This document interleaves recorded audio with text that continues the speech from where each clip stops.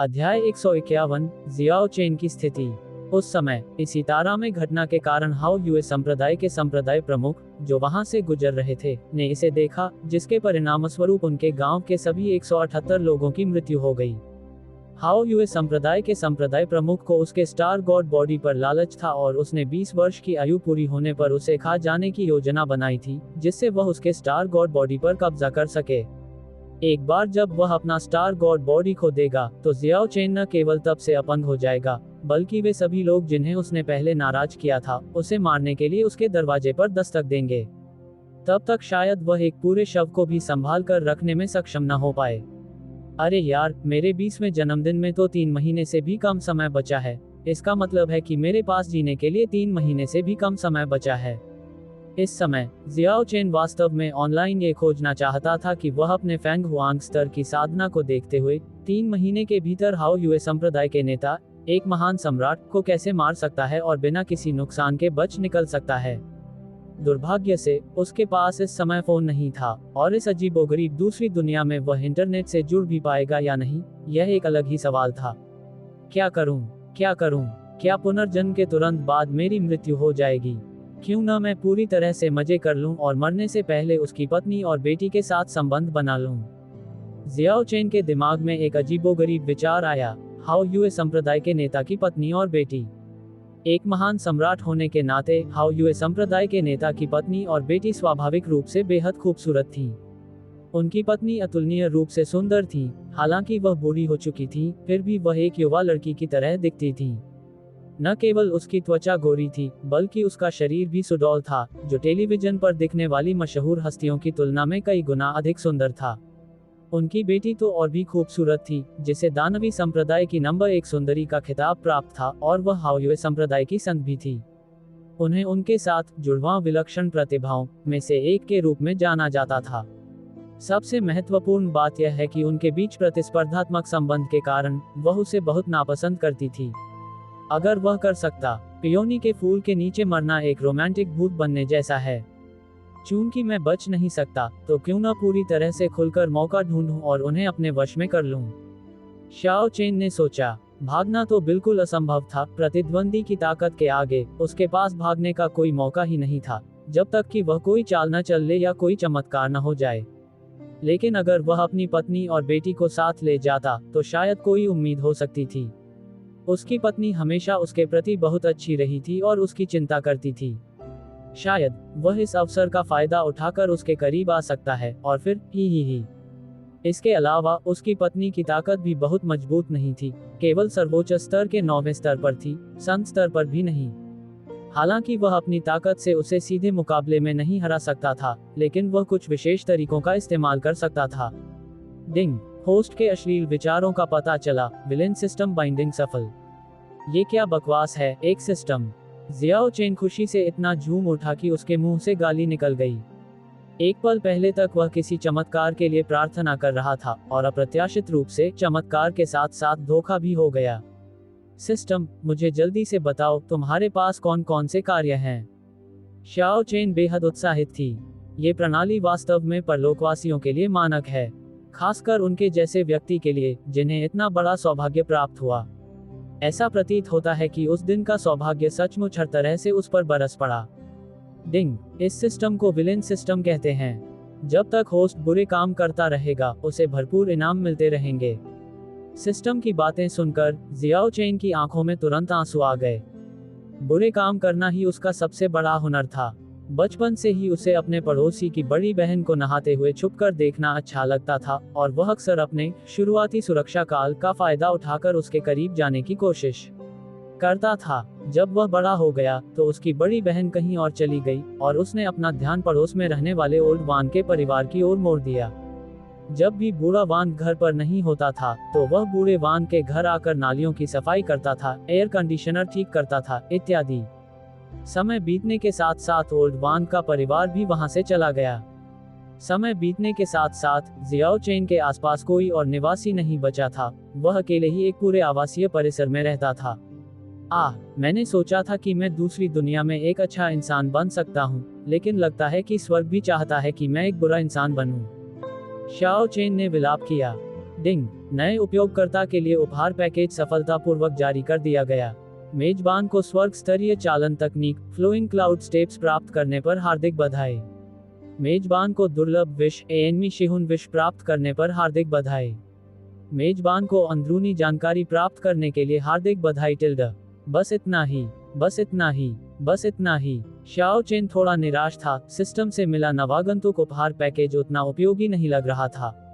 एक महान सम्राट के निजी शिष्य होने के नाते जियाओ चेन के पास साधना तकनीकों की कोई कमी नहीं थी। उनके पास संत स्तरीय तकनीकें भी थी, अन्य साधना संसाधनों की तो बात ही छोड़िए।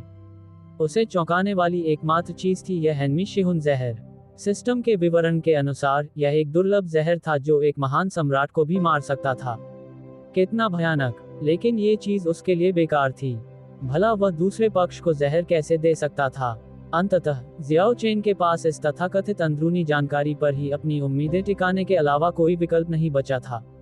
गुप्त जानकारी सार्वजनिक करो। जैसे ही शियाओ चेन के शब्द समाप्त हुए, शियाओ चेन के दिमाग में तुरंत एक विचार उत्पन्न हुआ।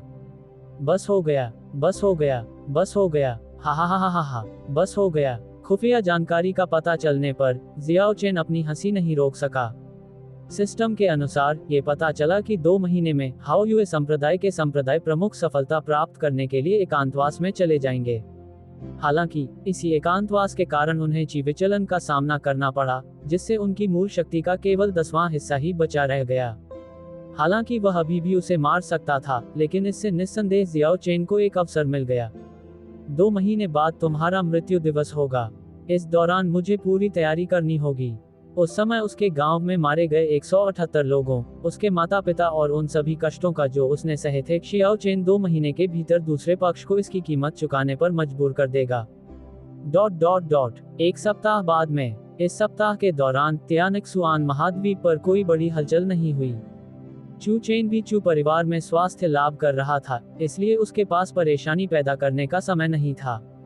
सू जुबान भी इस तरह का शांत जीवन जीकर खुश था।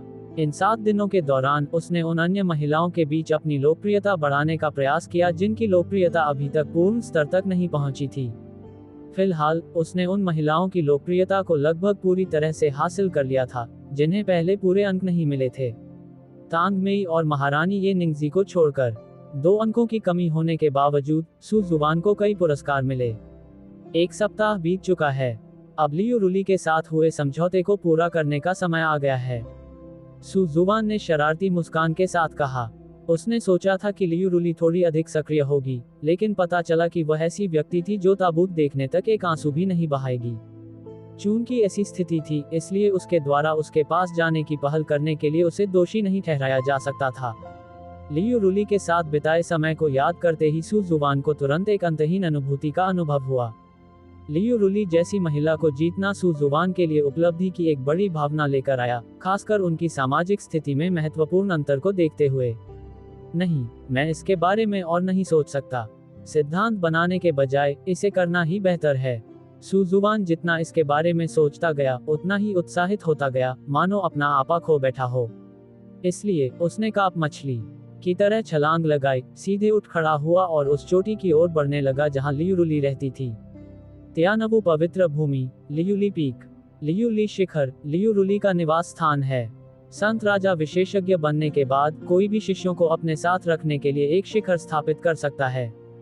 हालांकि लियू रुली की विशिष्ट स्थिति के कारण, जो एक साधारण शिखर गुरु से अलग है, उसके अधीन शिष्यों की संख्या बहुत कम है।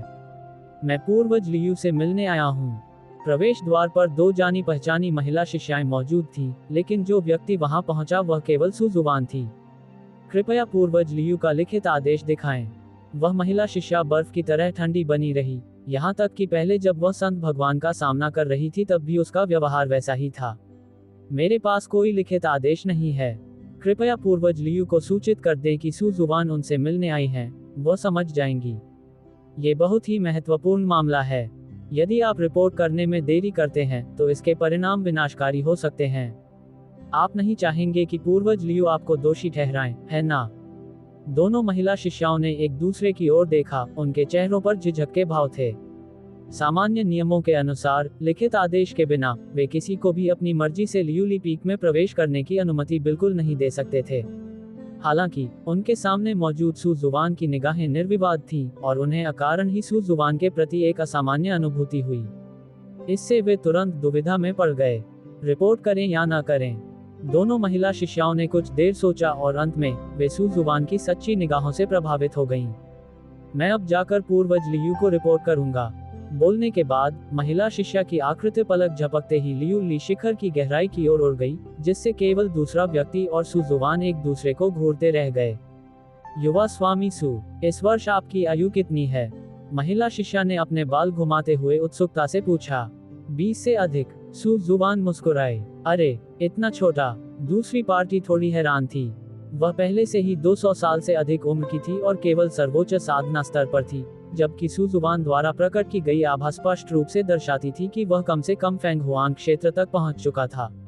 युवा मास्टर सू वाकई कम उम्र में ही बहुत प्रतिभाशाली हैं। उस महिला ने उसकी प्रशंसा की। अरे, आपका मतलब मेरी उम्र से है? हाँ, 20 साल, बिल्कुल सही। सू जुबान ने ऐसा अभिनय किया मानो उसे अभी अभी इस बात का एहसास हुआ हो। बेशक, मेरा मतलब उम्र से था। क्या ऐसा हो सकता है? कुछ याद आने के बाद उस महिला शिष्या का सुंदर चेहरा लाल हो गया और वह अचानक थोड़ी शर्मिंदा हो गई। उसे उम्मीद नहीं थी कि सू जुबान ऊपर से इतनी सभ्य दिखेगी, लेकिन फिर भी इतनी नखरे वाली बातें करेगी। इस समय वह चाहती थी कि वह सिर्फ एक अज्ञानी लड़की होती, लेकिन 200 साल से अधिक उम्र की होने और उसके पास जो अनुभव था, उसके लिए उसे कौन दोष दे सकता था? सच में, तुम तो कुछ भी ठीक से बोलते ही नहीं हो। महिला शिष्या ने उसे फटकारा, लेकिन वह क्रोधित नहीं थी। सू जुबान जैसे सुंदर और आकर्षक व्यक्ति से इस तरह के चुटकुले सुनकर महिला शिष्याओं को कोई आपत्ति नहीं होगी। इसके विपरीत महिला शिष्या को सू जुबान की यह बात कुछ हद तक साहसी भी लगी कि उसने इस माहौल में ऐसी बातें कहने की हिम्मत की। अगर वह उसकी जगह होती तो वह निश्चित रूप से ऐसा करने की हिम्मत नहीं करती। बेशक, अगर कोई और होता तो महिला शिष्या उसे बहुत पहले ही चाकू मारकर मौत के घाट उतार देती। तुम्हारा नाम क्या है? सू जुबान ने उत्सुकता से पूछा। मेरा नाम फेंग जू है। अच्छा नाम है, ये तुम्हारी शक्ल से मेल खाता है। सू जुबान मुस्कुराई, फिर उसने फेंग जू के हाथ में एक हार रख दिया और उसका चेहरा तुरंत लाल हो गया। यह मेरी तरफ से एक छोटा सा उपहार है, आशा है आपको बुरा नहीं लगेगा। सू जुबान ने मुस्कुराते हुए कहा। ये तो बहुत ही अनमोल है। हम एक दूसरे को जानते भी नहीं, मैं इसे कैसे स्वीकार कर सकती हूँ? फेंग जू ने तुरंत इनकार कर दिया। यह हार बेहद खूबसूरती से बनाया गया था, जिससे साफ पता चलता था कि इसमें बहुत सारे स्पिरिट स्टोन लगे होंगे। हालांकि फेंग जू को ये बहुत पसंद आया, लेकिन वह किसी ऐसे आदमी से कुछ भी स्वीकार नहीं करना चाहती थी जिसे वह जानती भी नहीं थी। आप बहुत खूबसूरत हैं, मिस फेंग जू, यह हार आप पर जंच रहा है। वैसे भी, किसने कहा कि हम एक दूसरे को नहीं जानते? क्या हमारी अभी अभी जान पहचान नहीं हुई थी? सू जुबान ने बेशर्मी से कहा। ठीक है, ठीक है। हालांकि फेंग जू को थोड़ी शर्मिंदगी महसूस हुई, फिर भी उसने इसे स्वीकार कर लिया। वह इसे स्वीकार करना चाहती थी, लेकिन अपने स्वाभिमान के कारण ऐसा नहीं कर पाए। अब सू जुबान के जोर देने पर उसने उसके द्वारा सुझाए गए आसान रास्ते को अपनाने का फैसला किया। हे। फेंग जू को इसे स्वीकार करते देख सू जुबान के होंठ हल्के से ऊपर की ओर मुड़ गए। जब वह पिछली बार यहाँ आया था तो वह सीधे अंदर चला गया और उसने ध्यान ही नहीं दिया कि लियूली शिखर की रक्षा कर रही दोनों महिला शिष्याएं कितनी सुंदर थीं। इसके अलावा दोनों दिखने में काफी मिलती जुलती थीं, जिससे सू जुबान को दृढ़ संदेह हुआ कि वे बहनें थीं। बहनों, सू जुबान को अभी भी, ओह, जो समझते हैं वे समझते हैं। युवा स्वामी सू, कृपया मुझे अब मिस फेंग जू कहकर न पुकारें। मुझे इस तरह मत देखिए, असल में मैं 200 साल से अधिक उम्र की हो चुकी हूँ। उम्र के हिसाब से मैं तुम्हारी दादी बनने लायक उम्र की हूँ, बल्कि उससे भी ज्यादा। फेंग जू ने थोड़ी झिझक के साथ कहा। ऐसा कैसे हो सकता है? तुम इतनी जवान और खूबसूरत हो, मुझसे बस थोड़ी ही बड़ी हो। क्या मेरे लिए तुम्हें बड़ी बहन कहना सामान्य बात नहीं है? सू जुबान हंस पड़ी। फेंग जू द्वारा अपनी उम्र बताने पर सू जुबान उसे और भी अधिक पसंद करने लगी। इसके अलावा उम्र के लिहाज से फेंग जू उससे बहुत बड़ी नहीं थी। 3 अंकों की संख्या और 2 अंकों की संख्या के बीच का अंतर केवल दशमलव बिंदु का ही होता है ना? तो फेंग जू उससे उम्र में बस थोड़ी ही बड़ी थी। तुम तो बिल्कुल ही नामुमकिन हो। जैसा चाहो वैसा करो। फेंग जू बेहद शर्मीली थी। एक 20 वर्षीय महिला को एक युवा युवक द्वारा बड़ी बहन कहकर पुकारा जाना उसे असहज कर रहा था। हालांकि फैंग जू थोड़ी शर्मिंदा थी, लेकिन अंदर ही अंदर वह बहुत खुश थी।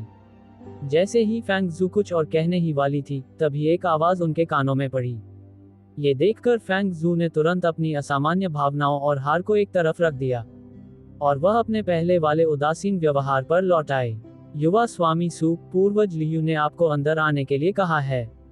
जो महिला शिष्या पहले रिपोर्ट देने गई थी, वह जल्दी से वापस लौटी। उसकी आवाज ने कुछ हद तक शांत वातावरण को भंग कर दिया। तो फिर मैं अब जा रहा हूँ, अगली बार फिर मिलेंगे। सू जुबान ने हल्की सी मुस्कान बिखेरी और फिर लियू ली पीक में कदम रखा। सू जुबान को जाते हुए देखकर फैंग जू को बेहद अनिच्छा महसूस हुई, लेकिन किसी को भी कुछ गड़बड़ नजर न आए, इसलिए उसने अपनी आंतरिक अनिच्छा को जबरदस्ती दबा लिया। हालांकि दिल में क्या है उसे छिपाया जा सकता है, लेकिन चेहरे के भावों को नहीं। बहन, क्या हुआ? तुम्हारा चेहरा इतना लाल क्यों है? क्या तुम बीमार हो? फैंग लैन ने कुछ चिंता के साथ पूछा। सू जुबान सही थी, फैंग जू और फैंग लैन सचमुच बहनें थीं। हालांकि फैंग लैन भी बहुत छोटी दिखती थी, लेकिन असल में वह फैंग जू से सिर्फ 1 साल छोटी थी। वह तो बस थोड़ी देर के लिए ही बाहर गई थी। यकीनन फैंग जू को हवा से सर्दी तो नहीं लग गई होगी, है ना?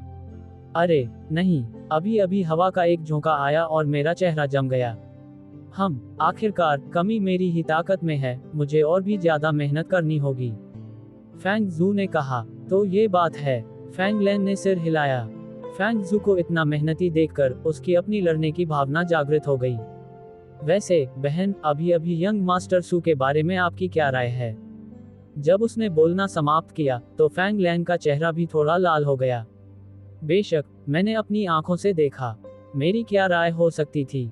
फैंग जू को अंदर से एक अजीब सी अनुभूति हुई, लेकिन उसने फिर भी शांत होने का नाटक किया। उसकी बहन ऐसा सवाल क्यों पूछेगी? क्या ऐसा हो सकता है कि वह भी? फैंग जू को अचानक एक बुरी आशंका हुई। अरे नहीं, मेरा मतलब है, जब यंग मास्टर सू अभी मेरे पास से गुजरे तो उन्होंने गलती से मेरा हाथ छू लिया। उसका हाथ बहुत नर्म और गर्म था।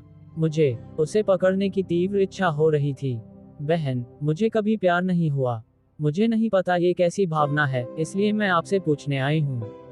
ये सुनकर फैंग जू का दिल जोर से धड़कने लगा। जैसा कि उसने सोचा था, उसकी बहन के मन में भी सू जुबान के लिए भावनाएं थीं। हालांकि फैंग लैन आमतौर पर अपना सारा समय साधना में व्यतीत करती थी और उसके पास ऐसे मामलों पर ध्यान देने का समय नहीं होता था, इसलिए वह इनके बारे में ज्यादा नहीं जानती थी। और फैंग जू भी वास्तव में फैंग लैन से अलग नहीं थी, उसने बस फैंग लैन से कुछ ज्यादा किताबें पढ़ी थीं। जैसे कि मैं पहले कभी प्यार में पड़ चुकी हूँ, फैंग जू ने बुदबुदाया। बहनों, क्या तुम्हें लगता है कि छोटे मालिक सू की मेरे बारे में अच्छी राय है? नहीं तो वह मुझे क्यों छूते? फैंग लैन ने कुछ उलझन के साथ पूछा। ऐसा नहीं था कि वह आत्ममुग्ध थी, लेकिन सू जुबान उससे कई मीटर दूर था, फिर भी वह उसे छूने में कामयाब रहा। इस वजह से फैंग लैन का थोड़ा आत्ममुग्ध महसूस करना स्वाभाविक हो गया था। हालांकि अगर वह व्यक्ति थोड़ा भी बदसूरत होता, तो फैंग लैन उसे बहुत पहले ही पीट पीट कर मार डालता। तुम इतने बदसूरत हो और जानबूझकर मुझे छूते हो। क्या इसका मतलब यह नहीं है कि तुम्हारे मन में मेरे बारे में गलत धारणाएं हैं? बस देखते रहो मैं तुम्हें कैसे पीटती हूँ। बकवास, तुम हद से ज्यादा आत्ममुग्ध हो।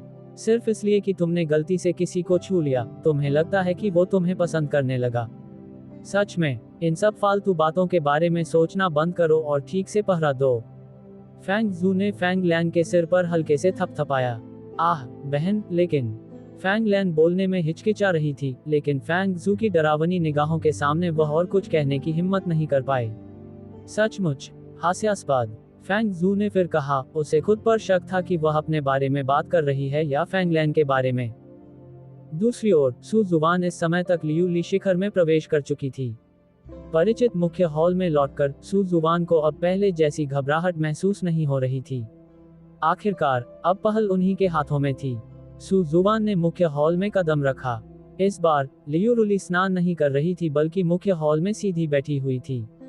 पिछली घटना के बाद से लियू रुली के मन में नहाने को लेकर एक खास तरह का डर बैठ गया था। महान सम्राट बनने के बाद से लियू रुली की साधना के अलावा एकमात्र रुचि स्नान में ही थी। दरअसल अपने लोक में वह केवल एक मंत्र का जाप करके भी इसी तरह के प्रभाव प्राप्त कर सकती थी। लेकिन लियू रुली ने जानबूझकर ऐसा नहीं किया। उसे अपने शरीर से धीरे धीरे गंदगी धुलने का एहसास वास्तव में अच्छा लग रहा था। इतना ही नहीं, हाल ही में लियू रुली ने महिलाओं को बहुत कम छुआ था। पिछली बार सू जुवान के साथ हुए अनुभव के बाद लियू रुली ने पाया कि महिलाओं में उनकी रुचि आश्चर्यजनक रूप से कुछ कम हो गई थी। सू जुवान, तुम मुझे ढूंढने क्यों आए हो? लियू रुली ने सू जुवान को एक अप्रिय नजर से देखा। उसने सू जुवान से इतनी हिम्मत की उम्मीद नहीं की थी कि वह उनके समझौते के अनुसार उससे मिलने की हिम्मत करेगी। क्या वह सचमुच उससे नहीं डरता था?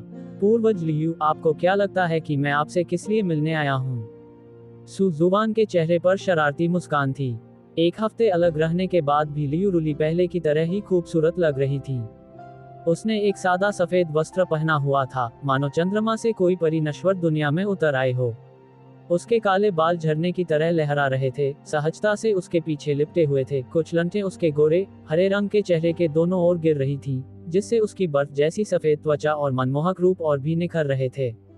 उसकी कोमल त्वचा ऐसी लग रही थी मानो छूने भर से टूट जाएगी। मुख्य हॉल की नर्म रोशनी में एक हल्की सी आभा के साथ सूक्ष्म रूप से चमक रही थी। बेहद खूबसूरत, बेहद खूबसूरत। वह इतनी प्यारी थी मानो किसी पेंटिंग से निकली परी हो।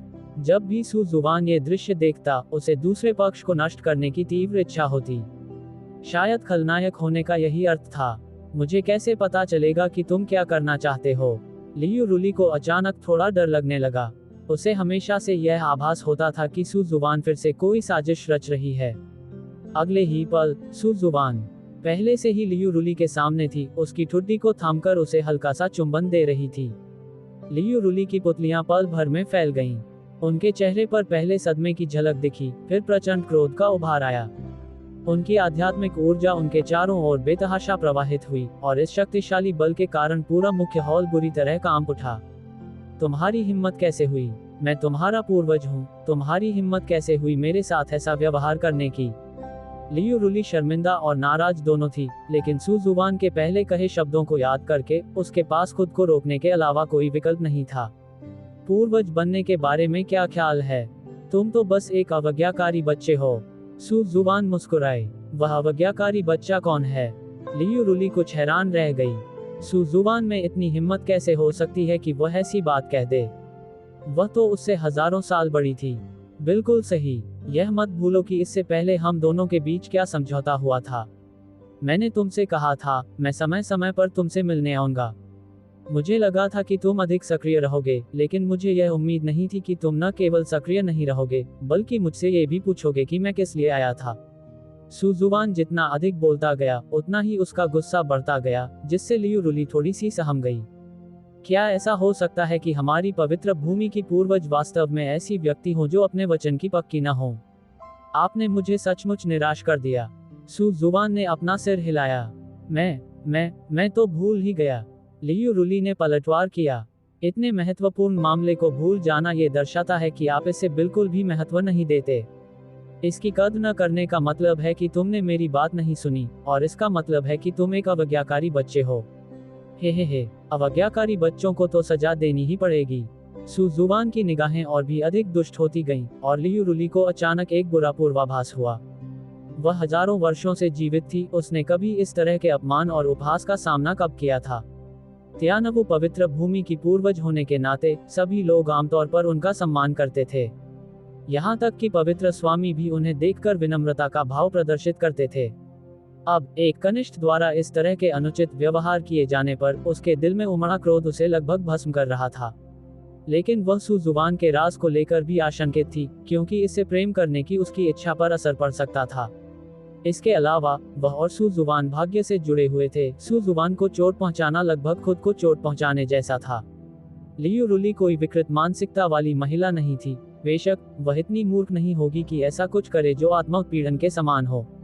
इसलिए वह केवल यही प्रार्थना कर सकती थी कि सू जुवान अगली बार उसके साथ कोई भी अनुचित हरकत न करे। तुम्हें क्या चाहिए? लियू रुली ने दांत पीसते हुए एक एक शब्द करके पूछा। उसकी आवाज अनिच्छा और अपमान से भरी हुई थी। सू जुवान के होठों पर एक शरारती मुस्कान थी। उसकी उंगलियां धीरे से लियू रुली के गालों को सहला रही थीं, और उसकी आंखों में चंचलता की झलक थी। आपको क्या लगता है कि मैं क्या चाहता हूँ? सू जुवान ने शरारती अंदाज में कहा। कौन जाने कि आप क्या करना चाहते हैं? लियू रुली ने गुस्से से कहा। हे, अगर तुम्हें नहीं पता तो क्या तुम अनुमान नहीं लगा सकते? चलो, अगर तुमने सही अनुमान लगाया तो शायद मेरा मूड अच्छा हो जाए और मैं सजा की तीव्रता कम कर दूं। सू जुबान के चेहरे पर शरारती मुस्कान थी। क्या ये पहले जो हुआ था उसके बारे में है? लियू रुली ने कहा, उसका चेहरा शर्म से लाल हो गया था। गलत। सू जुबान ने उसे सजा के तौर पर एक थप्पड़ मारा। क्या तुम्हें लगता है कि मैं एक अभद्र व्यक्ति हूँ? लगता है तुम्हारे विचार बहुत खतरनाक हैं। तुम्हारा दिमाग ऐसी बातों से भरा हुआ है। सू जुबान के ऐसा कहते ही लियू रुली का चेहरा पल भर में लाल हो गया, इतना लाल कि ऐसा लग रहा था मानो उससे खून टपकने लगेगा। उसे उम्मीद नहीं थी कि सू जुबान जैसा यह विकृत मानसिकता वाला व्यक्ति सचमुच पलटवार करेगा। भला उसके दिमाग में कभी ऐसे विचार आए ही कब थे? वह शर्मिंदा भी थी और क्रोधित भी। अपमान की भावना उस पर ज्वार की तरह हावी हो गई। फिर भी उसने कुछ कहने की हिम्मत नहीं की। वह केवल अपने निचले होंठ को कसकर काट सकती थी। उसकी निगाहें सू जुबान पर टिकी हुई थीं। चूंकि तुमने गलत कहा है, इसलिए मुझे तुम्हें थोड़ी सजा देनी होगी। वो रुको रुको, मुझे पता है मैं गलत था। अगली बार मैं ऐसा करने की हिम्मत नहीं करूंगा। वो रुको, अगली बार मौका नहीं मिलेगा। अगली बार तो बिल्कुल भी नहीं मिलेगा। लियू रुली को तब तक पीटा गया जब तक वह अपने माता पिता को पुकारते हुए रोने नहीं लगी। इतने वर्षों तक जीने के बाद ये पहली बार था जब उसे इस तरह के अपमान का सामना करना पड़ा था। ये कहना जरूरी है कि सू जुबान के पास कुछ तरकीबें थीं। वह इस तरह का तरीका सोच सकता था जिससे भौतिक रूप से कम नुकसान हो लेकिन वह बेहद अपमानजनक हो। इसके अलावा लियू रुली को और भी ज्यादा हैरान करने वाली बात यह थी कि सू जुबान पर इसका कोई असर क्यों नहीं हुआ। क्या उसका और सू जुबान का भाग्य एक जैसा नहीं होना चाहिए था? सू जुबान बिल्कुल ठीक क्यों थी? इस बारे में जाहिर है सिस्टम से पूछना ही पड़ा। सिस्टम की मदद से सू जुबान ठीक हो गया, बस उसे कुछ खलनायक वाले पॉइंट्स गंवाने पड़े। तुम ठीक कैसे हो? लियू रुली ने पूछे बिना नहीं रह सकी। क्या तुम पलटकर पूछने की हिम्मत करते हो? ये देखकर सू जुबान ने अपने हाथ की ताकत बढ़ा दी। लियू रुली को इस बात पर यकीन नहीं हुआ और उसने चुपके से सू जुबान को एक मुक्का मारा। तब उसे पता चला कि उसे भी वैसा ही दर्द महसूस हो रहा है। ये कैसे हो सकता है? ये कैसे हो सकता है? लियू रुली ने बहुत दिमाग लगाया लेकिन वह ये पता नहीं लगा पाई कि सू जुबान ने ये कैसे किया। क्या ऐसा हो सकता है कि इसमें किसी तरह का स्विच हो? क्या इसे किसी भी समय बंद किया जा सकता हो? लियू रुली को समझ नहीं आया, लेकिन सू जुबान के खौफनाक तरीकों को देखने के बाद लियू रुली भी काफी आज्ञाकारी हो गई। बुरी तरह पिटाई के बाद लियू रुली पूरी तरह से वश में हो गई थी। एक पवित्र भूमि के गरिमा में पूर्वज, एक महान सम्राट, अब सू जुबान के सामने एक मेमने की तरह विनम्र थे। ये देखकर सू जुबान ने भी लियू रुली को नीचे उतारा और मुख्य हॉल के बीच में बैठ गया, मानो वह यहाँ का स्वामी हो।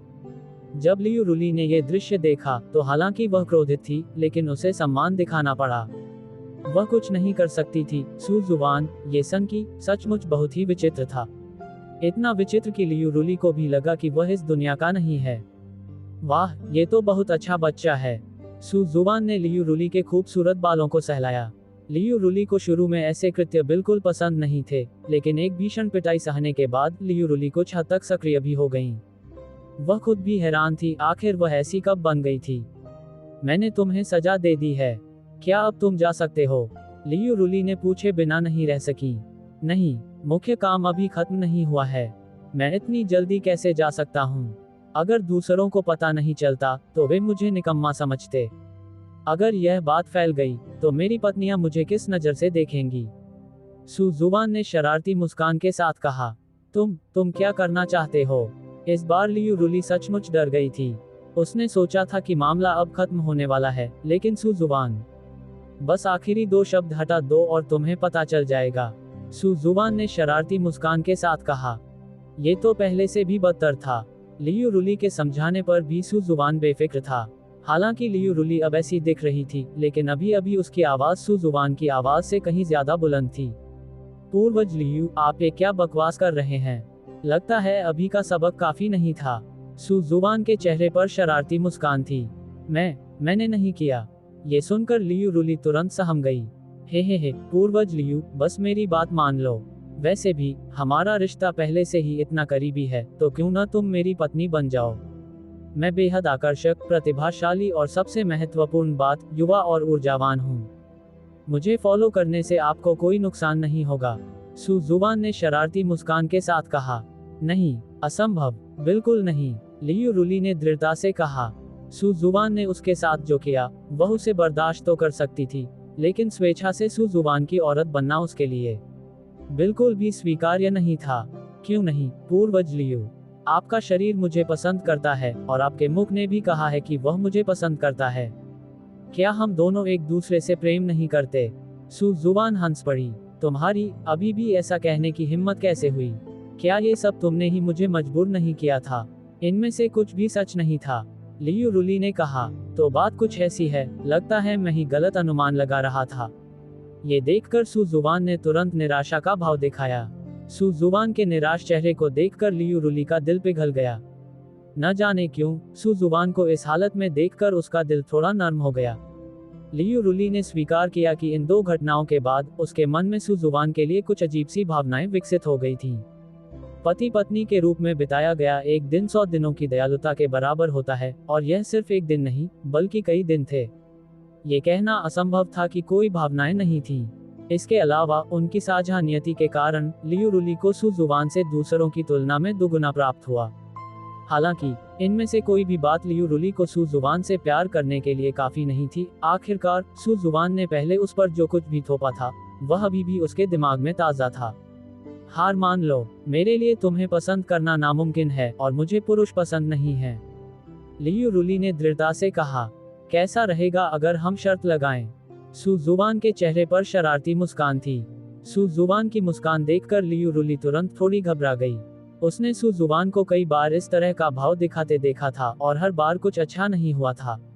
हालांकि इस बार सू जुबान ने सचमुच उससे शर्त लगाने की इच्छा जताई, जिससे लियू रुली के मन में कुछ और ही विचार आए।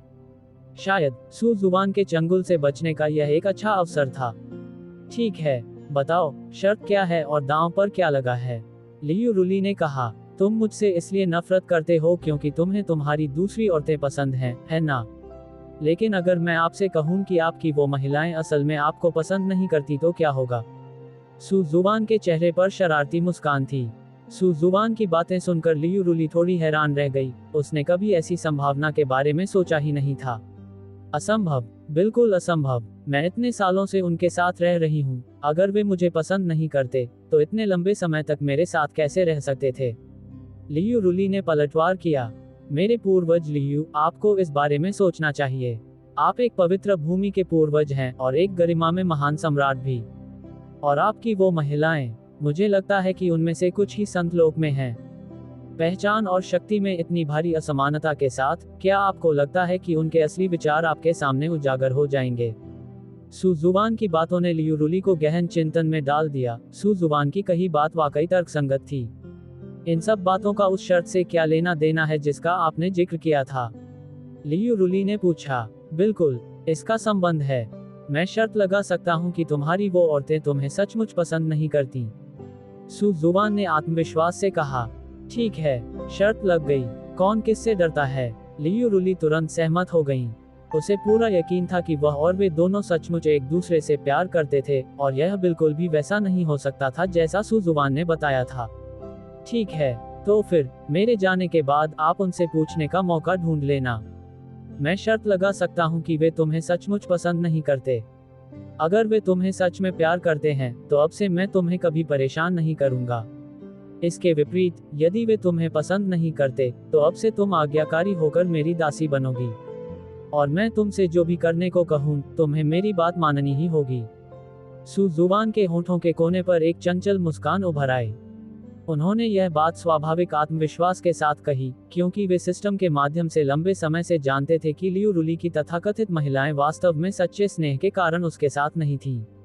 इसके पीछे पहला कारण लियू रुली की ताकत का डर था, और दूसरा कारण लियू रुली के साथ रहने के महत्वपूर्ण लाभ थे।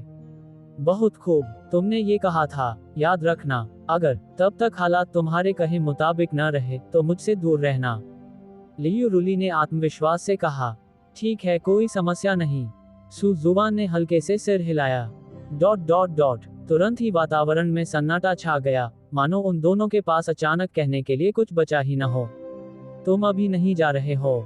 लियू रुली ने भौहें चढ़ाईं। इस बिंदु पर सब कुछ कहने के बाद लियू रुली की सोच के अनुसार क्या सू जुबान को अपना सामान पैक करके चले जाना नहीं चाहिए? जाना किसने कहा कि मैं जा रहा हूँ? पूर्वज लियू, हमें मिलने के बहुत कम मौके मिलते हैं, इसलिए मुझे इस मौके का पूरा फायदा उठाना चाहिए। ही। सू जुवान के चेहरे पर एक शरारती मुस्कान थी और लियू रुली को तुरंत एक अनहोनी का आभास हुआ। ... 2 दिन जल्दी से बीत गए और जब लियू रुली सचमुच इसे और सहन नहीं कर सकी, तब जाकर सू जुवान ने आखिरकार उसे जाने दिया। ऐसा नहीं था कि सू जुवान को लियू रुली विशेष रूप से पसंद थी, बात सिर्फ इतनी थी कि एक महान सम्राट होने के नाते लियू रुली उससे कहीं अधिक शक्तिशाली थी। सू जुवान ने लियू रुली से अन्य महिलाओं की तुलना में अधिक अनुभव प्राप्त किए।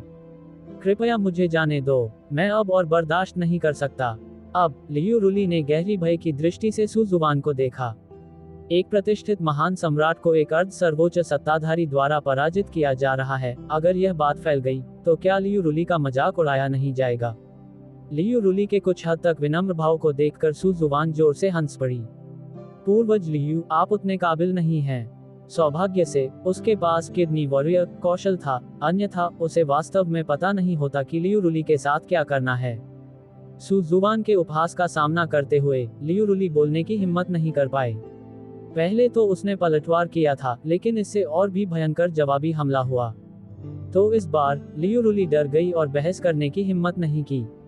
अगर सू जुवान वाकई कमाल का था तो उसे कमाल का ही रहने दो। आखिर वह सचमुच कमाल का था। मुझे लगता है मैं अब आगे बढ़ने ही वाला हूँ, मेरी रक्षा करने में मेरी मदद करो।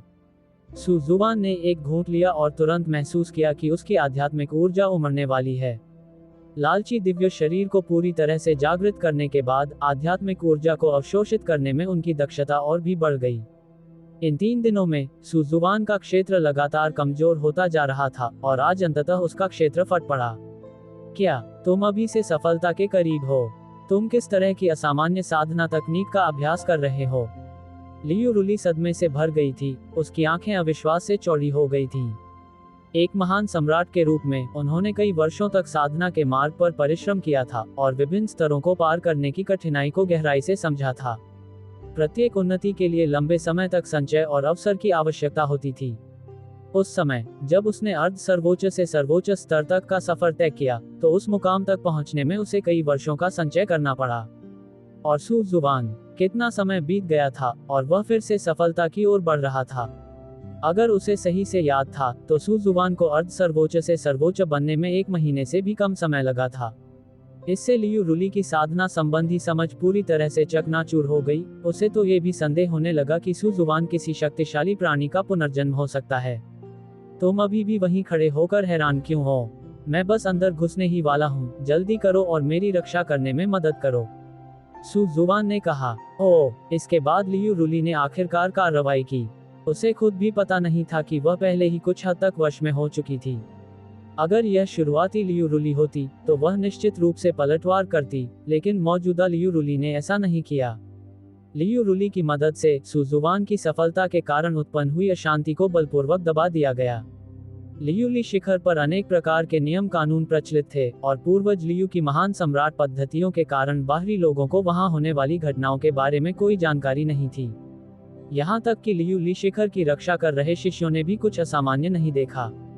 जैसे जैसे सू जुवान की आध्यात्मिक उन्नति निरंतर होती गई, उसके चारों ओर का आभा मंडल और भी विशाल होता गया। शक्तिशाली आध्यात्मिक ऊर्जा के उतार चढ़ाव ने उसके शरीर के चारों ओर आध्यात्मिक ऊर्जा के तूफान उत्पन्न कर दिए, जिससे आसपास के वातावरण पर लगातार प्रभाव पड़ रहा था। हालांकि लियू रुली की उपस्थिति में इन खगोलीय घटनाओं का समाधान उन्होंने शीघ्र ही कर दिया। धिक्कार है, मैं उसके लिए ये सब क्यों कर रहा हूँ? अगर काम होता है तो सचिव कर लेती है, अगर काम नहीं होता तो।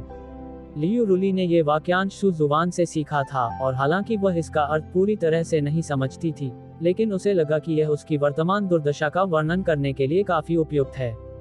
समय धीरे धीरे बीतता गया और सू जुवान के शरीर के भीतर की शक्ति लगातार संघनित होती, फूटती और पुनः संघनित होती रही।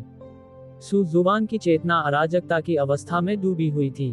वह स्पष्ट रूप से अपने शरीर में हो रहे अभूतपूर्व परिवर्तन को महसूस कर सकता था। हड्डियां नया आकार ले रही थीं, मांसपेशियां मजबूत हो रही थीं, नसें चौड़ी हो रही थीं और हर कोशिका खुशी मना रही थी, मानो एक नए जन्म का स्वागत कर रही हो। 1 माह बाद, मेरे लिए थोड़ा आराम करो, सू जुबान दहाड़ उठा। एक भयंकर दहाड़ के साथ सू जुबान को जकड़े रखने वाला अवरोध भी टूट गया और सू जुबान के शरीर से तुरंत एक शक्तिशाली आभा प्रवाहित हुई। सफलता, सर्वोच्च क्षेत्र। सू जुबान बेहद खुश था और उसने अपनी मुट्ठियां भींच लीं। इस समय सू जुबान को ऐसा महसूस हो रहा था मानो वह एक देवता हो जो असीम शक्ति और अजेयता की प्रबल भावना से परिपूर्ण हो। बेशक वह जानता था कि यह एक नए क्षेत्र में प्रवेश करने के कारण उत्पन्न हुआ मात्र एक भ्रम था। क्या आप भेद खोलने में सफल रहे? साधना कर रही लियू रुली ने शोर सुनकर अपनी आंखें खोल दी। लियू रुली कुछ हद तक हैरान थी और सर्वोच्च क्षेत्र से सू जुबान की आभा को महसूस करने के बाद उसे सच्चाई स्वीकार करनी पड़ी। राक्षस, वह सचमुच एक राक्षस है। लियू रुली चकित रह गई। लियू रुली बेहद हैरान थी। सू जुबान की उम्र कितनी थी? वह तो पहले ही सर्वोच्च स्तर पर पहुंच चुका था। शायद उनकी भविष्य की उपलब्धियां मेरी उपलब्धियों को भी पार कर जाएंगी और वे महान सम्राट से भी आगे के स्तर तक पहुंच जाएंगी। लियू रुली ने मन ही मन सोचा, सचमुच मैंने सफलता प्राप्त कर ली। कितना समय बीत गया है? सू जुबान ने उत्सुकता से पूछा। ये पहली बार था जब उन्होंने खलनायक अंकों का उपयोग किए बिना किसी प्रमुख क्षेत्र में प्रवेश किया और यह अर्ध सर्वोच्च से सर्वोच्च स्तर तक का सफर था। सिर्फ 1 महीना, लियू रुली ने कहा। जब वह बोल रही थी तो लियू रुली को खुद पर थोड़ा संदेह महसूस हुआ। उसकी अपनी सफलता में लगभग 1 साल लग गया था, जबकि सू जुबान ने इसे केवल 1 महीने में हासिल कर लिया था। इसके अलावा सू जुबान का क्षेत्र अविश्वसनीय रूप से स्थिर था, जिसमें अस्थिरता का जरा सा भी संकेत नहीं था। हे, क्या 1 महीना बीत गया? तो पूर्वज लियू, अब तक आप अच्छे से आराम कर चुके होंगे, है ना? सू जुबान ने एक शरारती मुस्कान दी और उसकी निगाहें उसके बगल में बैठी बेहद खूबसूरत लियू रुली पर टिक गईं। अभी अभी सफलता प्राप्त करने के बाद सू जुबान ऊर्जा से भरपूर था और अगर उसने इसका उपयोग नहीं किया तो सू जुबान को लगा कि वह टूट जाएगा। तुम क्या करना चाहते हो? इधर मत आओ, मदद करना। 1 और सप्ताह बीत गया और इस बार लियू रुली सचमुच भयभीत थी। उसने मरने की धमकी दी और तभी सू जुबान रुकी। वो विकृत जानवर, मैं तुम्हारा पूर्वज हूँ। क्या तुम मुझे थोड़ा सम्मान दिखा सकते हो? मैंने कहा कि मैं अब और बर्दाश्त नहीं कर सकता और मैं सच कह रहा हूँ। लियू रुली रो पड़ी। उसका चेहरा आंसुओं से भीगा हुआ था। उसने अपने जीवन में कभी इतना अन्याय महसूस नहीं किया था और अब सू जुबान की वजह से उसे ये सब झेलना पड़ा। सू जुबान ने महान सम्राट को देखा जो आमतौर पर इतने ऊंचे, शक्तिशाली और प्रभावशाली होते थे, लेकिन अब एक घायल हिरण के बच्चे की तरह असहाय और लाचार दिख रहे थे। उनके दिल में एक अजीब सी भावना उमड़ आई। ठीक है, रोना मत। मैंने जानबूझकर ऐसा नहीं किया और वैसे भी क्या तुम भी काफी खुश नहीं थे? और मैंने अभी सफलता हासिल की है, इसलिए मैं थोड़ा उत्साहित था, अभिभूत था। एक इंसान के तौर पर हमें एक दूसरे को समझना चाहिए। मैं आपकी मुश्किलों को समझ सकता हूँ और आपको भी मेरी मुश्किलों को समझना चाहिए, है ना? सू जुबान की बातें सुनकर लियू रुली न केवल रोना बंद नहीं कर पाई, बल्कि और भी जोर से रोने लगी। समझ में आया, मैं कैसे समझूं? तुम राक्षस, तुम। मैं। लियू रुली गुस्से से कांप रही थी। वह ठीक से बोल भी नहीं पा रही थी। गुस्से के मारे वह सब कुछ भूल गई थी जो वह कहना चाहती थी। ठीक है, अगली बार मैं इतना लापरवाह नहीं होऊंगा, ठीक है? सू जुबान ने मुस्कुराते हुए कहा। अच्छा, क्या अगली बार भी चाहते हो? सोचना भी मत, मैं तुम्हें साबित कर दूंगा। हमारी शर्त मत भूलना। लियू रुली सहज रूप से सहमत होना चाहती थी, लेकिन तभी उसे अचानक सू जुबान के साथ लगी शर्त याद आ गई। ठीक है, तो मैं इंतजार करके देखूंगा। सू जुबान के चेहरे पर शरारती मुस्कान थी। इतना कहकर सू जुबान तेजी से भाग गई और गायब हो गई। सू जुबान की पीठ को जाते हुए देखकर लियू रुली थोड़ी स्तब्ध रह गई। न जाने क्यों उसके मन में एक हल्की सी झिझक सी पैदा हो गई। पागलपन, सचमुच पागलपन। मुझे तो सू जुबान के जाने पर थोड़ी हिचकिचाहट हो रही है। मेरे मन में ऐसा विचार कैसे आ सकता है? लियू रुली ने अपना सिर हिलाया और इस बेतुके विचार को मन से खारिज कर दिया। वह उठने के लिए संघर्ष कर रही थी। वह सू जुबान द्वारा पहले कही गई बात की जल्दी से पुष्टि करना चाहती थी, लेकिन उसका शरीर ऐसा करने में उसका साथ नहीं दे रहा था। छोड़ो इसे, मैं पहले कुछ दिनों के लिए आराम कर लूंगा, लियू रुली ने मन ही मन सोचा। युवा स्वामी सू लियू ली पीक को छोड़कर सू जुबान फिर से फैंग जू बहनों के पास पहुंची। सू जुबान को देखते ही फैंग जू और फैंग लैन दोनों के चेहरे पर हैरानी के भाव आ गए। जिस दिन से वे सू जुबान से मिले थे, उस दिन से फैंग जू और फैंग लैन दोनों के दिलों में एक नया विचार आ गया था। वे उस दिन का बेसब्री से इंतजार कर रहे थे जब वे सू जुबान से दोबारा मिल सकें, लेकिन सू जुबान प्रकट नहीं हुई थी। खासकर फैंग जू, वह हर दिन चुपके से अपने हाथ में मौजूद हार की प्रशंसा करने का मौका ढूंढती थी। सिस्टर फैंग जू, सू जुबान ने मुस्कुराते हुए अभिवादन किया। बहुत दिनों बाद मिले। युवा स्वामी सू, आप लियू ली शिखर से इतनी देर से क्यों उतरे? क्या पूर्वज लियू ने आपके लिए कुछ मुश्किलें खड़ी की थीं? फैंग जू ने कुछ चिंता के साथ पूछा। पास ही खड़ी फैंग लैन ये देखकर थोड़ी हैरान रह गई। उसकी बहन सू जुबान से इतनी अच्छी तरह कब से घुल मिल गई? पूर्वज लियू इतनी मिलनसार हैं, वो मेरे लिए मुश्किलें कैसे खड़ी कर सकती हैं? मैंने साधना के लिए पूर्वज लियू से प्रार्थना की थी और मुझे वहां कुछ अंतर्दृष्टि प्राप्त हुई, जिससे मैंने एक उच्च स्तर की उन्नति प्राप्त की। सू जुबान ने मुस्कुराते हुए कहा। युवा मास्टर सू वास्तव में असाधारण रूप से प्रतिभाशाली हैं। फैंग जू ने उन्हें दिल से बधाई दी। उसे महसूस हो रहा था कि सू जुबान की आभा पहले से कहीं अधिक मजबूत थी, यहाँ तक कि उसकी अपनी आभा से भी अधिक। सू जुबान ने इतनी कम उम्र में इतनी सारी उपलब्धियां हासिल कर ली थीं, जबकि वह खुद 200 साल से अधिक उम्र की होकर भी यहीं अटकी हुई थी। उसकी तुलना किसी कनिष्ठ से भी नहीं की जा सकती थी। सबसे चौंकाने वाली बात यह थी कि वह अपने से जूनियर सू जुबान के प्रति कुछ अनुचित विचार भी रखती थी। मुझे अभी अभी एहसास हुआ कि तुम दोनों कितनी एक जैसी दिखती हो। क्या तुम बहनें हो? सू जुबान ने उत्सुकता से पूछा। फैंग लैन अपना परिचय देने ही वाली थी कि उसे उम्मीद नहीं थी कि सू जुबान पहले ही बोल देगी। उसे इस अवसर का लाभ उठाना ही था। जी हाँ, युवा स्वामी सू, मैं अपनी बहन की छोटी बहन हूँ। मेरा नाम फैंग लैन है। बोलने के बाद फैंग लैन ने अपना हाथ आगे बढ़ाया और सू जुबान से हाथ मिलाया। जब उनके हाथ एक दूसरे को छुए, तो फैंग लैन के चेहरे पर अनायास ही कुछ लाली छा गई और उसका शरीर थोड़ा कांप गया। ऐसा कैसे हो सकता है? मुझे ये प्रतिक्रिया केवल यंग मास्टर सू के साथ होने पर ही क्यों होती है? फैंग लैन बहुत हैरान थी। उसने पहले भी अपनी बहन का हाथ छुआ था, साथ ही अन्य खूबसूरत महिला शिष्यों के हाथ भी छुए थे, लेकिन उनमें से किसी ने भी उसे ऐसा एहसास नहीं कराया था। क्या ऐसा हो सकता है कि मुझे वाकई यंग मास्टर सू पसंद आ गए हों? क्या इसे ही पहली नजर का प्यार कहते हैं? फैंग लैन को अचानक एक बुरी आशंका हुई। फैंग लैन का दिल उथल पुथल में था। इस अभूतपूर्व अनुभूति ने उसे स्तब्ध कर दिया था। उसने चुपचाप सू जुबान की ओर देखा, जिसके होठों पर हल्की सी मुस्कान थी और आंखों में ईमानदारी और स्नेह झलक रहा था। बस नजरों के इस आदान प्रदान से ही फैंग लैन का दिल चौंके हुए हिरण की तरह तेजी से धड़कने लगा। तो मैं मिस फैंग लैन हूँ, आपसे मिलकर बहुत खुशी हुई। तुम अपनी बहन जितनी ही खूबसूरत हो। सू जुबान की आवाज में मानो कोई जादुई गुण था। उसे सुनकर फैंग जू और फैंग लैन दोनों ही शर्मा गईं। सू जुबान की तारीफ सुनकर फैंग लैन तुरंत शर्मा गई। किसी पुरुष द्वारा इस तरह की तारीफ सुनना उसका पहला अनुभव था, खासकर इतने आकर्षक व्यक्ति द्वारा। ये सब देखकर फैंग जू के मन में थोड़ी सी कड़वाहट पैदा हो गई।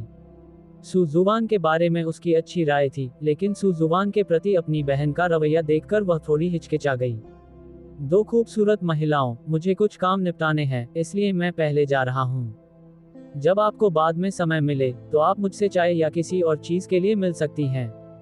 मैं आपका बहुत अच्छे से स्वागत करूंगा। आप यहाँ पहरा देते हैं, इसलिए शायद आपके पास सप्ताह के दिनों में ज्यादा खाली समय नहीं होता होगा, है ना? अगर आपके पास समय हो, तो मैं पूर्वज लियू से बात करके आपसे कुछ छुट्टी दिलवा दूंगी। सू जुबान की बातों से फैंग जू बहनें थोड़ी उत्साहित हो गईं।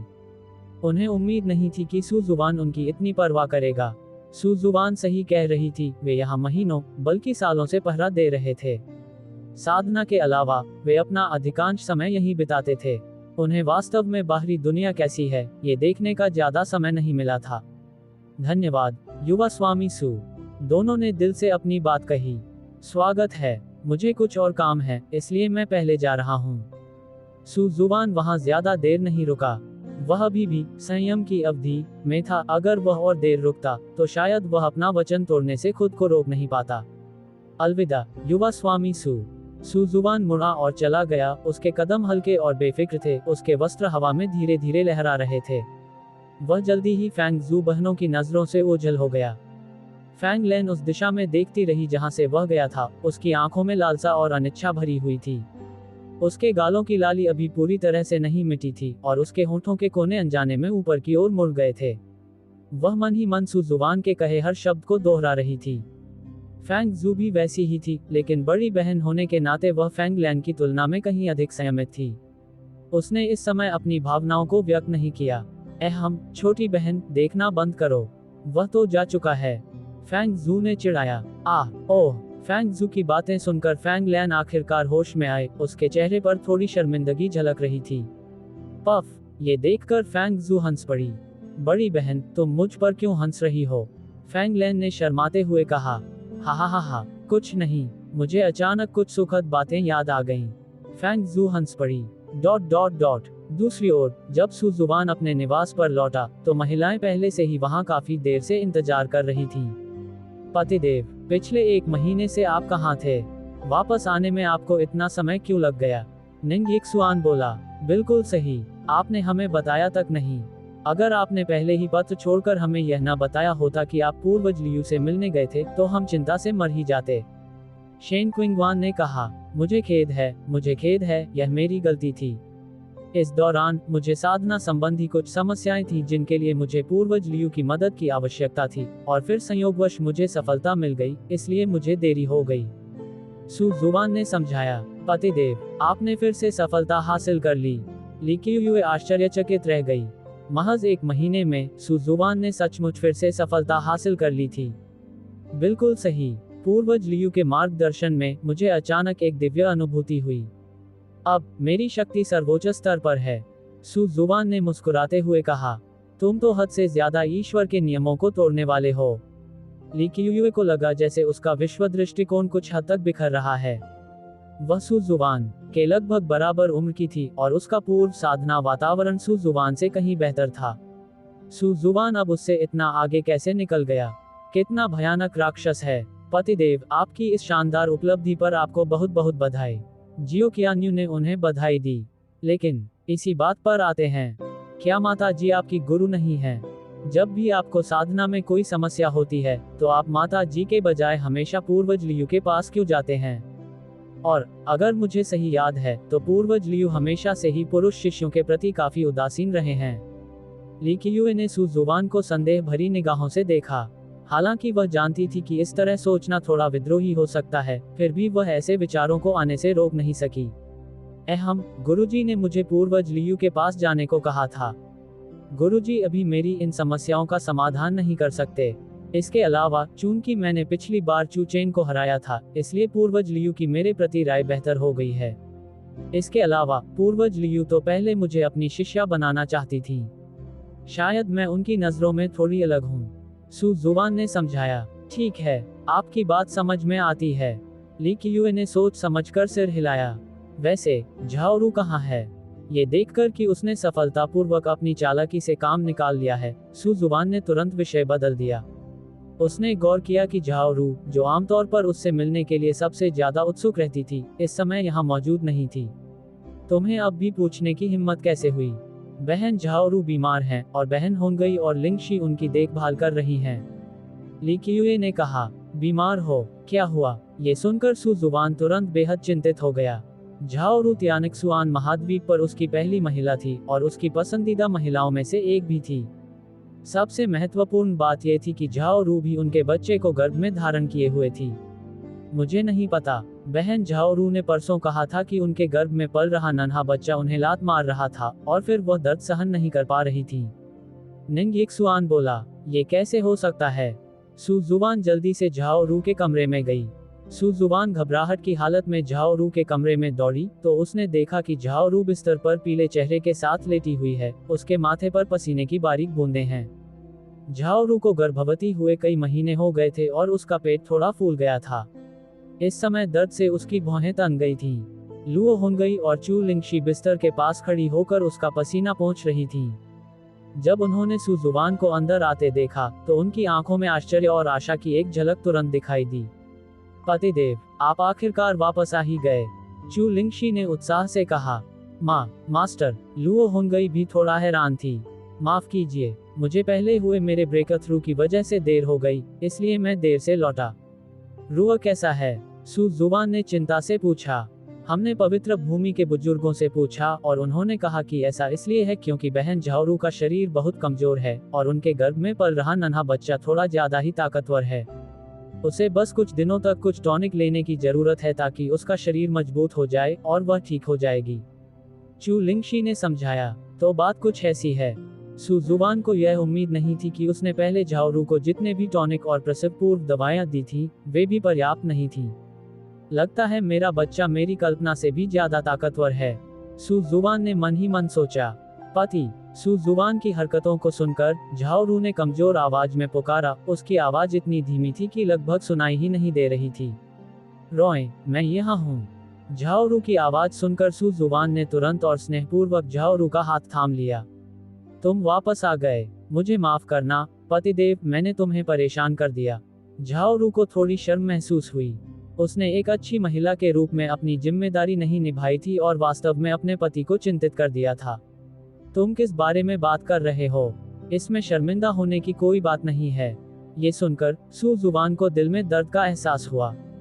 सिर्फ अपनी गर्भावस्था पर ध्यान दें, बाकी चीजों के बारे में ज्यादा न सोचें। सू जुबान झाओरू के बिस्तर के पास बैठा था, धीरे से उसके बालों को सहला रहा था। उसकी आंखों में कोमलता भरी हुई थी। लेकिन बड़े बुजुर्ग ने कहा कि मेरी साधना का स्तर बहुत कम है और बच्चे के जन्म के समय मेरा शरीर शायद इसे सहन न कर पाए। जैसे ही वह बोल रही थी, झाओरू की आंखों में अचानक दृढ़ता आ गई, मानो उसने कोई बड़ा निर्णय ले लिया हो। पतिदेव, शायद हमें ये बच्चा नहीं पैदा करना चाहिए, झाओरू ने कहा। मुझे माफ करना पतिदेव, ये हमारा पहला बच्चा है। ये सब मेरी ही गलती है क्योंकि मैं बिल्कुल निकम्मी हूँ। हालांकि मैं सच में बच्चे को जन्म देना चाहती हूँ, लेकिन मुझे बहुत डर लग रहा है। मुझे तुम्हें खोने का बहुत डर है। बच्चे की तुलना में मुझे अब भी लगता है कि तुम ज्यादा महत्वपूर्ण हो। जैसे ही उसने बोलना शुरू किया, झाओरू ने सू जुबान को गले लगा लिया और आंसुओं से सू जुबान के कपड़े तुरंत भीग गए। जी हाँ पतिदेव, बहन झाओरू का शरीर अभी भी बहुत कमजोर है। बहन झाओरू का स्वास्थ्य अधिक महत्वपूर्ण होना चाहिए। चू लिंगशी ने भी यही बात कही। तियानक्सुआन महाद्वीप पर वंश को आगे बढ़ाना एक महत्वपूर्ण घटना है। उन जैसे शक्तिशाली साधकों के लिए संतान प्राप्ति में लंबा समय लग सकता है। इसलिए कई बड़े परिवार बच्चे के जन्म को अत्यंत महत्वपूर्ण मानते हैं, इस हद तक कि वे बच्चे को जन्म देने के लिए अपनी पत्नियों की सुरक्षा की भी परवाह नहीं करते। चू लिंगशी को कुछ हद तक चिंता थी कि सू जुबान झाओरू की सुरक्षा की अनदेखी कर देगा। बेशक वह तो सिर्फ सलाह दे रही थी, सू जुबान चाहे कुछ भी करे, वह उसका साथ देगी। अरे मूर्ख, कोई बात नहीं, मैं यहाँ हूँ। क्या ये बस थोड़ा कमजोर शरीर नहीं है? इसे मुझ पर छोड़ दो, सू जुबान ने मुस्कुराते हुए कहा। कौन सा तरीका? ये सुनकर झाओरू तुरंत हैरान हो गई। जब सू जुबान ने कहा कि उसके पास कोई तरीका है, तो जरूर कोई तरीका होगा। उस समय बड़े बुजुर्ग ने क्या कहा था? बच्चे को सुरक्षित रूप से जन्म देने के लिए कितनी साधना की आवश्यकता होती है? सू जुबान ने पूछा। पतिदेव, उस समय बड़े ने कहा था, उनके अनुमान के अनुसार बहन झाओरू को बच्चे को सुरक्षित रूप से जन्म देने के लिए कम से कम राजा सीलिंग क्षेत्र की साधना की आवश्यकता होगी। चू लिंगजी ने कहा। महज राजा की मुहर लगाने का राज्य? एक मामूली बात। ये सुनकर सू जुबान ने तुरंत राहत की सांस ली। उसे किंग सीलिंग दायरे तक पहुंचाना तो बस एक मामूली बात थी। नाम सू जुबान। क्षेत्र सर्वोच्च क्षेत्र प्रथम स्तर। खलनायक का मूल्य 1000। सिस्टम इन्वेंटरी प्रतिस्थापन गुड़िया असीमित तलवार 5वें क्रम का शीर्ष श्रेणी का उपचार अमृत X10 दिव्य त्वरित जूते हाओयू संप्रदाय के बुजुर्ग का टोकन जिएरो उतक एक निश्चित शिक्षक का फोटो संग्रह लिंगजियाओ तलवार ड्रैगन अंडा किंगली प्रेत आत्मा जेड पेंडेंट विशेष उन्नत तलवार इरादा दिव्य शक्ति 5 तत्व दिव्य शक्ति आत्मा की छाया मायावी कदम मन की आंख लालची दिव्य शक्ति डोमेन सच्चा स्वर डोमेन शारीरिक बनावट 5 तत्वों से बना शरीर लालची दिव्य शरीर कौशल बुद्धि विरोधी कमी हिलो हमारी पीढ़ी का आदर्श उन्नत मूल्यांकन कौशल उन्नत पुनर्प्राप्ति कौशल उन्नत मानसिक प्रतिरोध कीमिया ग्रैंड मास्टर गठन विशेषज्ञ शुरुआती पियानो कौशल गोल्डन किडनी फाइटर शीर्षक भाग्य का पिता सुकुबस साधना तकनीकें सुपरिवार हृदय सूत्र पृथ्वी श्रेणी असीमित तलवारबाजी स्वर्ग श्रेणी ज्ञान यांगची नियंत्रण कुन्यन आत्मा अवशोषण कला संत श्रेणी आंधी प्रेत छाया तकनीक स्वर्ग श्रेणी काला कछुआ तकनीक स्वर्ग श्रेणी स्वर्ग भक्षण तकनीक संत श्रेणी सिस्टम मॉल सक्रिय, सिस्टम लॉटरी सक्रिय। हालांकि सू जुवान ने पहले ही अपनी लगभग सारी खलनायक शक्ति खर्च कर दी थी, लेकिन इस अवधि के दौरान उसने कुछ महिलाओं की अनुकूलता को अधिकतम करके 10 लाख खलनायक शक्ति अर्जित कर ली थी। नाम झाओ रॉ। दिखावट 97 अंक जोड़े जा सकते हैं। संख्या 100 पूर्णांक। क्षेत्र वास्तविक उत्पत्ति शिखर अंक जोड़े जा सकते हैं। अनुकूलता 100 कभी कम नहीं होती। झाओरू के गर्भवती होने के कारण सू जुवान और झाओरू का साथ बिताने का समय काफी कम हो गया था। हालांकि झाओरू के पास भी आत्मा अवशोषण कला थी, लेकिन वह साधना के माध्यम से अपनी शक्ति में सुधार कर सकती थी। यह मामला मुझ पर छोड़ दो। सू जुवान ने अपनी छाती थपथपाए और आश्वासन दिया। लेकिन पतिदेव, बहन झाओरू अभी केवल ट्रू ओरिजिन पीक पर हैं और किंग सीलिंग दायरे तक पहुंचने में अभी कई महीनों की साधना बाकी है। उसके बच्चे के जन्म में अब केवल 7 या 8 महीने ही बचे हैं। यहाँ तक पहुँचना तो किसी प्रतिभाशाली व्यक्ति के लिए भी मुश्किल होगा, चू लिंगजी ने कहा। लेकिन जल्द ही उसे एहसास हुआ कि कुछ गड़बड़ है। आखिर उसके सामने खड़ा सू जुवान एक साधनाशील दानव राजा था। उसे सच्चे मूल क्षेत्र के कनिष्ठ स्तर से अपने वर्तमान सर्वोच्च स्तर तक पहुंचने में केवल कुछ ही महीने लगे थे, है ना? राक्षस, बिल्कुल राक्षस। उसने अपने पति पर शक किया। ये राक्षसी, उसे तो सजा मिलनी ही चाहिए।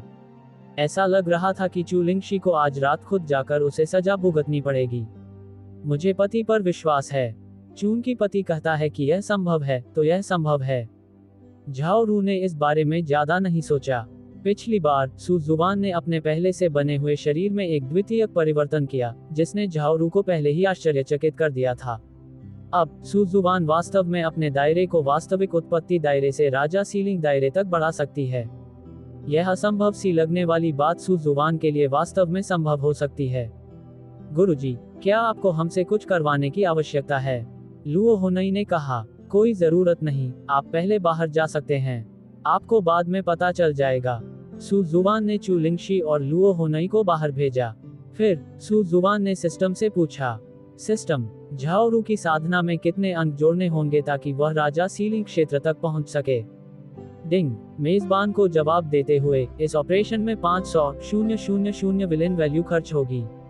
क्या मेजबान इसे खर्च करना चाहेंगे? सिर्फ 500,000 है, खर्च कर दो। सू जुवान के शब्द समाप्त होते ही झाओरू के विस्मित भाव के बीच झाओरू के शरीर के भीतर से एक भव्य आध्यात्मिक ऊर्जा का प्रवाह तुरंत फूट पड़ा। झाओरू अभी भी पूरी तरह से असमंजस की स्थिति में थी। पतिदेव, ये है। झाओरू बेहद हैरान थी। हालांकि उसने साधना का मार्ग अभी ज्यादा समय पहले ही अपनाया था, फिर भी उसके आसपास प्रतिभाशाली युवतियों का एक समूह था। उसने ऐसी स्थिति के बारे में कभी नहीं सुना था। बस एक छोटी सी तरकीब है, चिंता करने की कोई जरूरत नहीं। एक बार जब आप इस आध्यात्मिक ऊर्जा को परिष्कृत कर लेंगे, तो आपको सफलता अवश्य मिलेगी। सू जुवान ने मुस्कुराते हुए कहा, ठीक है, मैं इसे अभी सुधार लूंगा। पहली बार इतनी विशाल आध्यात्मिक ऊर्जा का अनुभव करते हुए झाओरू खुद को रोक नहीं पाए और उसका गला सूख गया। ये ठीक वैसा ही था जैसे पहली बार सू जुवान को देखकर वह उसकी विशालता से चकित रह गई थी। सौभाग्यवश सिस्टम की मदद से झाओरू को इस शानदार आध्यात्मिक ऊर्जा को परिष्कृत करने में ज्यादा समय नहीं लगा। जल्द ही 1 सप्ताह बीत गया और इस दौरान सू जुवान लगातार झाओरू की रक्षा करता रहा। दिव्य शक्ति क्षेत्र, महान शक्ति क्षेत्र, ग्रेट पावर पीक। अंतिम अर्चन को पार करने के साथ ही झाओरू का क्षेत्र भी राजा सीलिंग क्षेत्र तक पहुंच गया। किंग सीलिंग दायरे में सफलतापूर्वक प्रवेश करने के बाद झाओरू के पूरे व्यवहार में एक बड़ा बदलाव आया। उसका पहले का नाजुक शरीर भी कुछ हद तक अधिक दृढ़ दिखाई देने लगा। पतिदेव, मैंने सफलतापूर्वक बाधा पार कर ली है। झाओरू ने धीरे धीरे अपनी आंखें खोली। उसकी निगाहें आश्चर्य से भरी हुई थीं। सू जुवान को देखते ही वह उसकी ओर झपट पड़ी। अगर उसे अपने गर्भ में पल रहे बच्चे की चिंता न होती, तो झाओरू शायद अब तक उस पर झपट पड़ी होती। अब उसे अपने पूरे शरीर में शक्ति का संचार महसूस हो रहा था और उसके गर्भ में पल रहा भ्रूण भी काफी हद तक शांत हो गया था। अब आखिरकार बच्चे का मामला सुलझ गया। सू जुवान बेहद खुश थी। पतिदेव, क्या आप ठीक हैं? क्या बड़ी बहन झाओरू का मामला सुलझ गया है? दूसरी ओर महिलाएं बहुत चिंतित थीं। आखिरकार सू जुवान और झाओरू 1 सप्ताह से कमरे में थे और बाहर नहीं निकले थे। ऐसा नहीं था कि उन्हें किसी बात का शक था, बल्कि बात यह थी कि उन्हें अंदर कोई हलचल नजर नहीं आई थी। हालांकि सू जुवान ने उन्हें पहले ही बता दिया था कि वह झाओरू को साधना करने और उसके स्तर को पार करने में मदद कर रहा है और उन्हें चिंता नहीं करनी चाहिए। तभी उन महिलाओं को राहत मिली। अब समय सू जुवान की कही बातों के बारे में था, इसलिए वे पूछे बिना नहीं रह सके। चिंता मत करो, मैं ठीक हूँ। तुम्हारे पति की मदद से इस तरह के काम तो बिल्कुल आसान है ना? सू जुवान कमरे से बाहर निकल गई। उसके पीछे पीछे झाओरू भी आई, जिसके चेहरे पर मुस्कान थी। वाह सिस्टर रू एर, आपकी आभा। निंग यिक्सुआन सबसे पहले आगे बढ़ी। उन्होंने झाओरू का चक्कर लगाया और आश्चर्य और ईर्ष्या से भरी आंखों से उसे सिर से पैर तक देखा। क्या आपने किंग सीलिंग दायरे में सफलतापूर्वक प्रवेश कर लिया है? निंग यिक्सुआन ने आश्चर्य से कहा।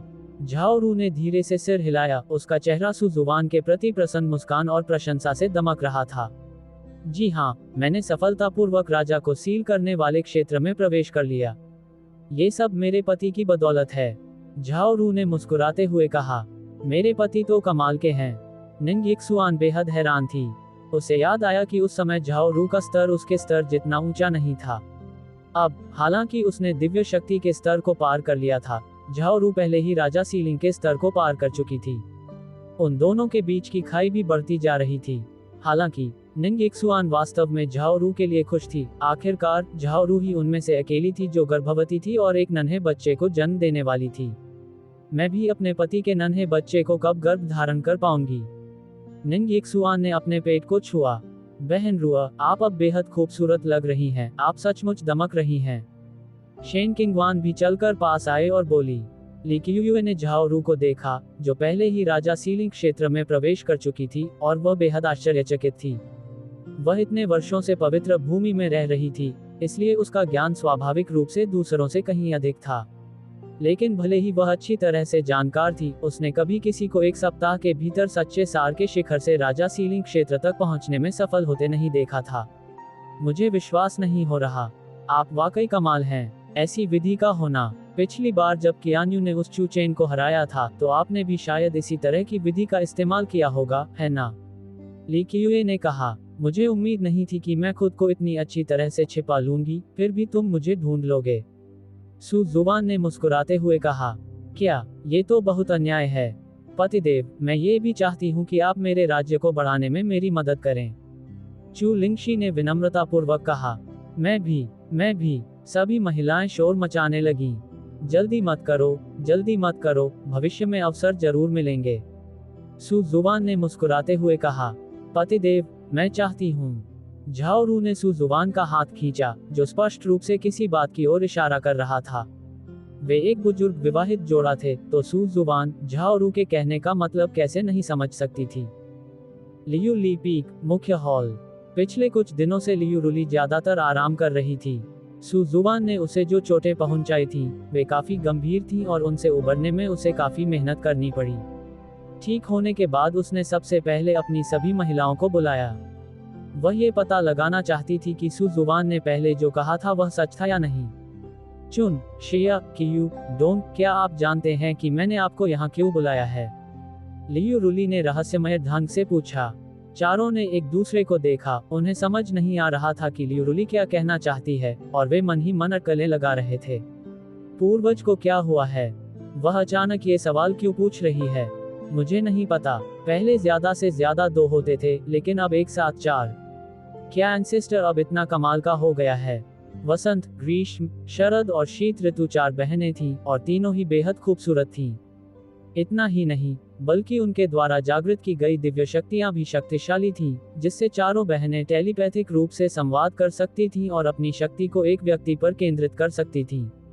उनकी क्षमता को देखते हुए और बहनें होने के कारण लियू रुली उन्हें अपने साथ ले आए और फिर धीरे धीरे उन्हें भ्रष्ट कर दिया। बेशक वसंत, ग्रीष्म, शरद और शीत ऋतु के अलावा लियू रुली के पास अन्य महिलाएं भी थीं, लेकिन ये 4 उसकी सबसे प्रिय, सबसे भरोसेमंद थीं, और वह मानती थी कि वे उसे कभी धोखा नहीं देंगी। अगर वे भी नकली थे, तो बाकी की जांच करने की कोई जरूरत नहीं थी। पूर्वज को जवाब दे रहे हैं। हमें नहीं पता, चारों महिलाओं ने एक स्वर में कहा। मैंने इस बार आपको यहाँ मुख्य रूप से कुछ मामलों की सत्यता की जांच करने के लिए बुलाया है। जैसे ही ये शब्द बोले गए, माहौल तुरंत कुछ अजीब सा हो गया और चारों बहनें घबरा गईं। अरे नहीं, अरे नहीं, क्या पूर्वज को पता चल गया होगा कि मैंने उनकी हिदायत के मुताबिक हर दिन टोफू नहीं पीसा था? अरे नहीं, अरे नहीं, पूर्वज को पता नहीं चलता कि जब मैं पुकारता था तो मेरी आवाज हमेशा थोड़ी बनावटी लगती थी। चारों बहनों के अपने अपने छोटे छोटे रहस्य थे और उन्हें डर था कि लियू रुली उन्हें जान लेगी। आपको घबराने की जरूरत नहीं है। असल में यह कोई बड़ी बात नहीं है। बस मुझे सच सच बता दीजिए, मैं आपको दोष नहीं दूंगा। लियू रुली ने कहा, दरअसल मैं बस इतना पूछना चाहता हूँ कि इतने सालों बाद क्या तुम सच में मुझे पसंद करते हो? लियू रुली ने पूछा। ये सवाल सुनते ही वसंत, ग्रीष्म, शरद और शीत ऋतु ने राहत की सांस ली। उन्हें लगा था कि लियू रुली किसी गंभीर विषय के बारे में पूछ रही है। उन्हें उम्मीद नहीं थी कि बात सिर्फ इतनी सी होगी। पूर्वज, आप क्या कह रहे हैं? सबसे पहले चुन ने बोलना शुरू किया। उसके चेहरे पर एक प्यारी सी मुस्कान थी। इतने वर्षों से हमारी चारों बहनों को आपका स्नेह और देखभाल प्राप्त होती रही है। आपके प्रति हमारा स्नेह स्वाभाविक रूप से सच्चा है। जी हाँ, पूर्वज जी, आप हमें परिवार की तरह मानते हैं। आपके प्रति हमारी श्रद्धा स्वर्ग और पृथ्वी के साक्षी हैं। शिया ने भी तुरंत यही बात दोहराई। उसकी आंखों में ईमानदारी झलक रही थी। पूर्वज जी, आप हमारे दिलों में सबसे महत्वपूर्ण व्यक्ति हैं। हम आपको कैसे नापसंद कर सकते हैं? कियू ने भी अपनी राय रखी। डोंग ने और भी जोर से सिर हिलाया। जी हाँ, पूर्वज जी, अगर आप न होते तो हम इतने अलग अलग भावों का अनुभव कैसे कर पाते? ये सब आपकी ही कृपा से संभव हुआ है, पूर्वज जी। लियू रुली ने चारों के ईमानदार भावों को देखा और उसके मन में मौजूद संदेह थोड़ा कम हो गया। हे, लगता है वे अब भी मुझे पसंद करते हैं। उस घृणित सुजुवान ने तो मुझे धोखा देने के लिए ये झूठ गढ़े थे। सुजुवान के उस समय के व्यवहार को याद करके लियू रुली गुस्से से दांत पीसने लगी। एक कनिष्ठ सहकर्मी ने उसके साथ इस तरह खिलवाड़ किया था। वह तो थोड़ी आत्मविश्वासहीन भी हो गई थी। हालांकि चारों के शब्दों ने उसके कुछ संदेहों को दूर कर दिया, फिर भी सुजुबान के शब्द उसके दिल में कांटे की तरह चुभते रहे, जिससे वह पूरी तरह से खुद को मुक्त नहीं कर पाए। सुजुबान ने कहा कि उनके कहे विचार शायद सच न हो। मुझे दोबारा पुष्टि करनी होगी। मैं आपके इरादों को पहले से ही जानता हूं, लेकिन मैंने हाल ही में कुछ प्रतिकूल टिप्पणियां सुनी हैं। लियू रुली ने कहा। वसंत, ग्रीष्म, शरद और शीत ऋतु ने एक दूसरे को देखा। उनकी आंखों में भ्रम के भाव थे। लियू रुली पूरे दिन लियू ली पीक पर ही रही। उन्हें बाहरी दुनिया के बारे में ज्यादा जानकारी नहीं थी, तो भला उनके मन में किस तरह की प्रतिकूल टिप्पणियां आ सकती थीं। इसके अलावा ऐसे निजी मामलों के बारे में उनकी चारों बहनें स्वाभाविक रूप से बाहरी लोगों को नहीं बताएंगी। इस बात की जानकारी केवल सुजुबान को ही हो सकती थी, जो हाल ही में लियू ली पीक पर आ रही थी। लेकिन सुजुबान इधर उधर नहीं भागता था। जब भी वह आता, वह लियू रुली के साथ ही रहता था। इसके अलावा उनकी चारों बहनों को सुजुबान से कोई शिकायत या दुश्मनी नहीं थी, तो सुजुबान उनके बारे में बुरा क्यों बोलेगा? पूर्वज जी, कृपया सीधे बोलिए। हमें सस्पेंस में रखने की कोई जरूरत नहीं है। हम आपको वह सब कुछ बता देंगे जो हम जानते हैं। जियो चुन ने कहा। बात कुछ ऐसी है। किसी ने कहा कि तुम्हारे मेरे लिए जो भाव हैं वो सच्चे नहीं हैं। तुम मुझे सिर्फ धोखा दे रहे हो। क्या ये सच है या झूठ? लियू रुली ने कहा। ये सुनकर चारों बहनों का दिल एकदम बैठ गया। लियू रुली को इतनी गुप्त बात कैसे पता चली? क्या ऐसा हो सकता है, जैसा कि उन्होंने सोचा था, कि सुजुबान ने लियू रुली को कुछ बुरे रहस्य बता दिए हों? प्रश्नवाचक चिन्ह। पूर्वज जी, ये सरासर निंदा है। हम ऐसे लोग कैसे हो सकते हैं? इतने वर्षों में क्या आपने हमारे स्नेह को महसूस नहीं किया? ऑटम ने चुपचाप एक प्याज उठाया, उसे अपनी आंखों पर पोंछा और तुरंत आंसू बहने लगे। बिल्कुल सही, पूर्वज जी, ये सरासर मानहानि है। हम चारों बहनें आपसे बहुत प्यार करती हैं, और इतने साल बीत गए, हमारी मंशा नहीं बदली है। जरा सोचिए, अगर सचमुच हमारा मन बदल जाए, तो हमारा शरीर झूठ नहीं बोलेगा। जब आप हमारे साथ थे, तब ऐसा कौन सा समय था जब हमने आपकी अच्छी तरह से देखभाल नहीं की? जियो चुन ने कहा। बिल्कुल सही, पूर्वज। इसके विपरीत आप ही हैं जो इस दौरान हमारा ठीक से साथ देने नहीं आए। हम सभी ने आपको बहुत याद किया। जियाओ जिया ने सीधे तौर पर लियू रुली पर पलटवार किया। ये सुनकर लियू रुली तुरंत शर्मिंदा हो गई।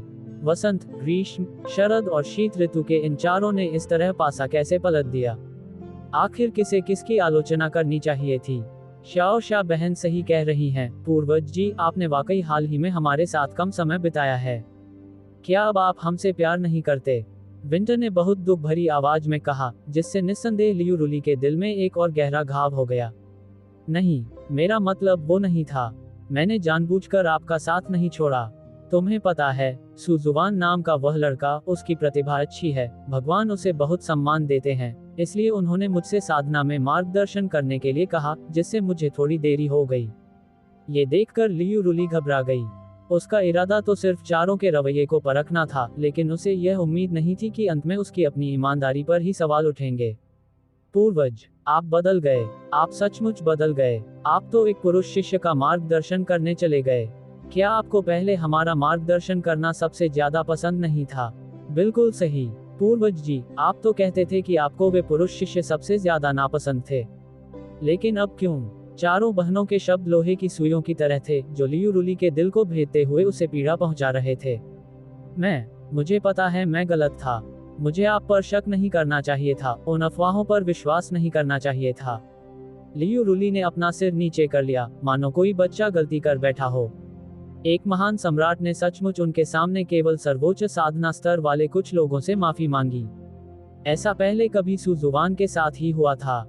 लियू रुली को इस हालत में देखकर चारों बहनों ने भी राहत की सांस ली। अच्छा हुआ, हम बच गए। मुझे सच में नहीं पता कि बाहर कौन सा मनहूस पक्षी अफवाहें फैला रहा था। लगभग हमारी जान ही ले ली थी। वास्तव में, यद्यपि हम पूर्वज लियू से मार्गदर्शन और साधना संसाधन प्राप्त करने के लिए उनसे जुड़े हुए हैं, ये लेन देन स्वाभाविक रूप से अपरिहार्य हैं। आखिर अफवाहें कौन फैला रहा है? चारों बहनों को अपने दिल में अच्छी तरह पता था कि यह अफवाह थी या नहीं, लेकिन वे इसे कभी स्वीकार नहीं करेंगी, चाहे इसके लिए उन्हें अपनी जान ही क्यों न देनी पड़े। किसी को भी धोखा खाना पसंद नहीं होता, खासकर महान सम्राट लियू रुली को। अगर लियू रुली को पता चल जाए कि उनके मन में उसके लिए जो भावनाएं थी, वे सब झूठी थी, तो शायद वे बिना दफन हुए ही मर जाएंगे। कोई बात नहीं, पूर्वज, मुझे पता है, ऐसा इसलिए है क्योंकि हाल ही में आपको साथ की कमी महसूस हुई है, इसीलिए आप ज्यादा सोचने लगे हैं। भविष्य में हम आपके साथ अधिक समय बिताएंगे और आपके मन में ऐसे विचार नहीं आएंगे। वसंत, ग्रीष्म, शरद और शीत ऋतु की चार बहनों के निरंतर स्नेह से लियू रुली का मन काफी बेहतर महसूस करने लगा। ऐसा लगता है कि सुजुवान ने पहले जो कहा था वह सब झूठ था। वे मुझे नापसंद कैसे कर सकते हैं? लियू रुली ने आत्मनिंदा भरी मुस्कान दी। एक बाहरी व्यक्ति के शब्दों के कारण वह वास्तव में अपनी ही महिलाओं पर भरोसा नहीं कर पा रही थी, ये सचमुच निंदनीय था। अच्छा, मैं भी तुम्हारे साथ और समय बिताऊंगा। तुम्हारी साधना एक कठिन दौर से गुजर रही है, इन संसाधनों का लाभ उठाओ। लियू रुली ने लापरवाही से उन चारों को एक स्टोरेज रिंग सौंप दी। भंडारण वलय को देखकर चारों अत्यधिक प्रसन्न हुए। उसके अंदर मौजूद संसाधन उनके लिए अर्धसंत स्तर तक साधना करने के लिए पर्याप्त थे। दरअसल, उस समय लियू रुली का अनुसरण करना बिल्कुल भी गलत नहीं था। यह एक धनी व्यक्ति पर निर्भर रहने की तुलना में कहीं अधिक उदारतापूर्ण था। आखिरकार, लिली सच्चे प्यार का प्रतीक है। पूर्वज, फिर हम चारों ने भी नाटक करना शुरू कर दिया, लेकिन हाल ही में लियू रुली का मूड नहीं था। इस दौरान सुजुवान ने उसे थोड़ा सुधार दिया था। हालांकि उसके मन में उन चारों के लिए अभी भी कुछ भावनाएं थीं, लेकिन किसी कारणवश उसे हमेशा ऐसे मामलों से घृणा का भाव रहता था। आप सभी वापस जाए और अच्छी तरह से साधना कीजिए। साधक होने के नाते हमें अपना सारा ध्यान इन्हीं चीजों पर नहीं लगाना चाहिए। लियू रुली ने उन्हें टालने का बहाना ढूंढ लिया। आज लियू रुली में अचानक इतना बदलाव क्यों आ गया? क्या वह आमतौर पर इस समय इतनी उत्सुक नहीं रहती थी? मुझे नहीं पता, लेकिन ये भी एक अच्छी बात है, हम में से कोई भी वास्तव में ये चीजें नहीं चाहता। लियू रुली के शब्दों ने चारों बहनों को राहत की सांस लेने का मौका दिया, क्योंकि अब उन्हें लियू रुली की सेवा नहीं करनी पड़ेगी। तो पूर्वज जी, हम अब विदा लेते हैं। चारों बहनों ने थोड़ा झुककर अभिवादन किया और पीछे मुड़े बिना चली गईं। उन चारों के विदा होते देख लियू रुली को किसी तरह सुजुवान की आकृति की याद आ गई। सब खत्म हो गया, सब खत्म हो गया। लियू रुली ने अंगड़ाई ली और पूरे शरीर में ताजगी महसूस की। आखिरकार वह सुजुवान के चंगुल से बच निकली थी, लेकिन न जाने क्यों उसे बेहद खुशी महसूस नहीं हुई। इसके बजाय वह थोड़ी खोई हुई सी महसूस कर रही थी। भ्रम, यह मेरा ही भ्रम होना चाहिए। मैं सुजुवान से अभी छुटकारा पाने के लिए बेताब हूँ। मैं निराश कैसे हो सकती हूँ? लियू रुली ने सिर हिलाया, उसे लगा कि वह जरूरत से ज्यादा सोच रही है। भला वह सुजुवान को छोड़ने से क्यों हिचकिचा रही है? क्या वह सचमुच अनिच्छुक थी? लियू रुली के छोटे हाथ धीरे धीरे बेचैन होने लगे और सुजुवान की चौड़ी पीठ भी उसके मन में उभरने लगी।